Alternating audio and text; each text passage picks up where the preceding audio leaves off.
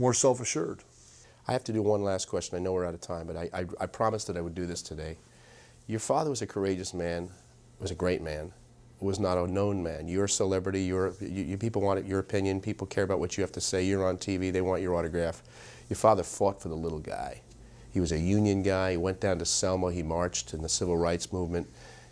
Didn't last a long, long time in the scheme of things in terms of his life, but he had a quality of life and he gave a lot in his life. In the last few moments, I want you to reflect on your dad. Well, Jimmy Carter called my dad the night he was elected. I had taken the call. My dad was a union organizer and was the #2 guy in the whole United Auto Workers when he died.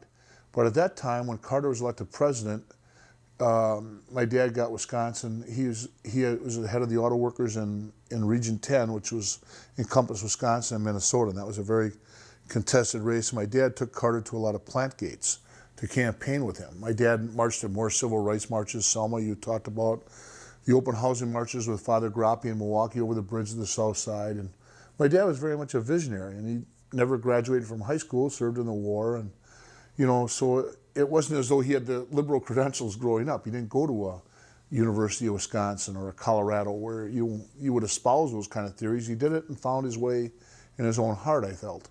So anyway, my dad was down with, I think, either Gaylord Nelson or Proxmire celebrating that night and one of their campaigns. And my dad was a Democratic, an old DFLer, kind of, although we were in Milwaukee, the Democrat farm labor movement was the one that, spawned Humphrey and Mondale in Minnesota. Mm-hmm. So the phone rings. Yeah, so I thought it was my friend, like kind of busting my chops and teasing me, and it was late at night. And, I've been kind of a political junkie aficionado, but I was young at the time. I can't recall how old I was. In college, I think. And so this fellow puts Carter on the phone. And I think the thing is, like with my dad, and I had a great dad and mom, my dad was so much a visionary, so much everyman, and so much, in tune with the civil rights movement and all that stuff. And Carter really had great values. I think he's the template for what you should be post-presidential, with his work for Habitat for Humanity and all those kinds of things. So anyway, he said, "I just want to thank your dad,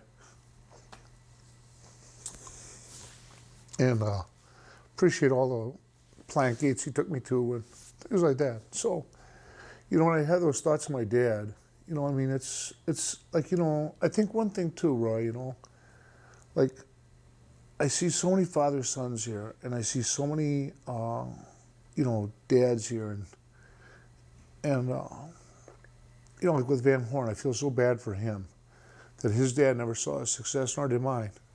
And I don't know, why I have this welling up of emotion right now, but it's always a great subject because I see these kids, and I had great parents, and none of the guys I grew up with, there was no child abuse. We never had any priests that were anything other than, terrific to us, and we had wonderful teachers, and we just grew up blue class, middle collar in Milwaukee, and, my dad was the embodiment of that. And yet, here was a guy who reached outside of himself and tried to really help other people along the way. They did a lot of stuff for the St. Vincent de Paul Society and cared about the other guy. Yeah, my dad was great in that regard. I mean, he was really special in what he did and how he moved about throughout his life and the people he touched. And, in the labor movement, he was very much, a working man's friend.